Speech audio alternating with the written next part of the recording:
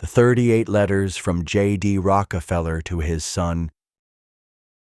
Dear son, I read about your rough trip from Heidelberg to Schaffhausen, sleeping on straw, eating coarse bread, and the breakdown of your carriage. While uncomfortable, these experiences are valuable. Think of them as small previews of the challenges life will throw at you. In life, your mind is your vehicle, and the better you care for it, sharpen it, maintain it, the smoother your journey will be. Even the best prepared traveler will still face bumps along the road, but a strong and disciplined mind makes all the difference. This brings me to something important: neglect. I've told you before, my love for you isn't blind. In fact, it sharpens my attention to your flaws, and it's both my right and my duty as your father to point them out, just as it's your duty to work on them.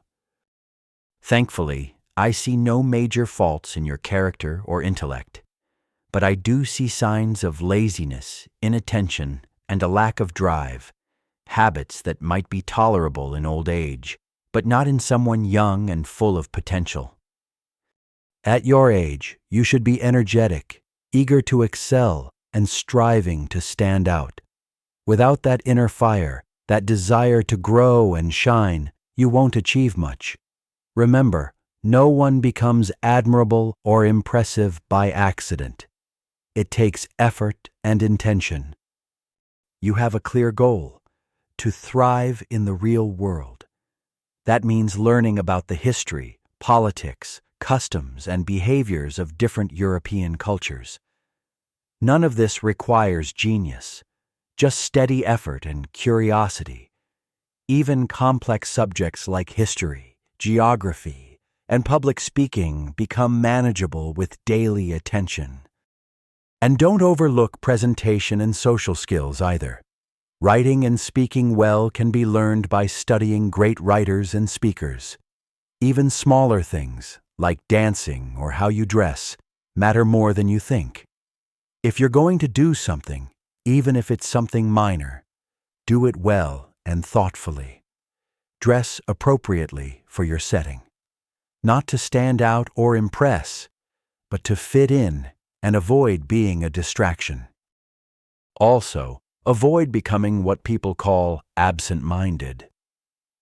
That kind of behavior, not recognizing people, zoning out in conversations, is often seen as weak or arrogant. It makes you unpleasant to be around. Very few people, like Newton or Locke, have earned the right to be that mentally absorbed.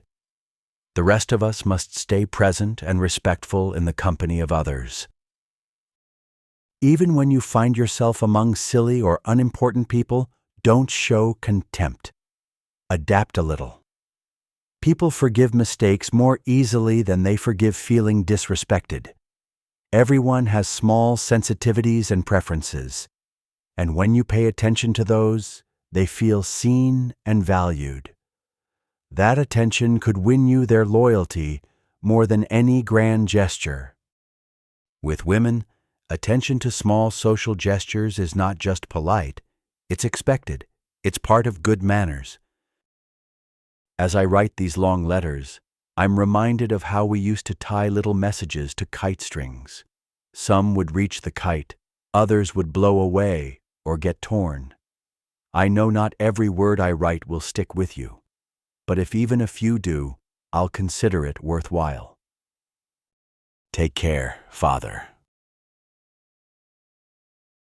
Dear son, by now, I assume you've gotten comfortable and settled into life in Lausanne. Please write and tell me how you're spending your time there, what you're studying, how you're entertaining yourself, and who your acquaintances are. I also expect that you're learning about the government and political system of the 13 cantons of Switzerland. I admit, I don't know much about their structure myself, so I'm counting on you to teach me. I've heard the names of certain offices, like the Avoyers, Saisonniers, Banderets, and Gros Sautiers, but I don't actually know what these officials do. Could you look into it and explain their roles and responsibilities to me? That said, I understand that each canton may have some differences in how they govern. I don't expect you to study all of them. Just focus on the one you're living in, Bern, which I believe is the most important of the cantons. Also, I'm curious about the region you're currently in, the Pays de Vaud. Since it was a conquered territory taken from the Dukes of Savoy back in 1536, I wonder whether it has the same role and rights in Bern's government as the German-speaking part. Please find out and let me know. Just now, I received your letter from Bern, dated October 2nd, and one from Mr. Hart, also dated the same day, and sent via Mr. Burnaby.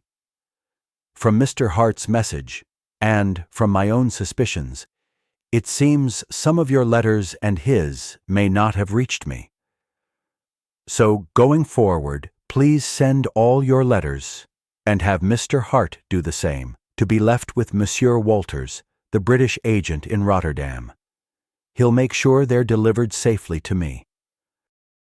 As for the letters I've sent you, the reason you might not have heard from me or Mr. Grevenkop is that we were still addressing them to Lausanne, thinking you had arrived there sooner than you actually did. We didn't think it made sense to send letters to you while you were traveling, since they'd probably not reach you. But now that you're finally at Lausanne, I expect you found several letters from me waiting, possibly more than you've read, or at least read carefully. I'm happy to hear you're enjoying Switzerland so far.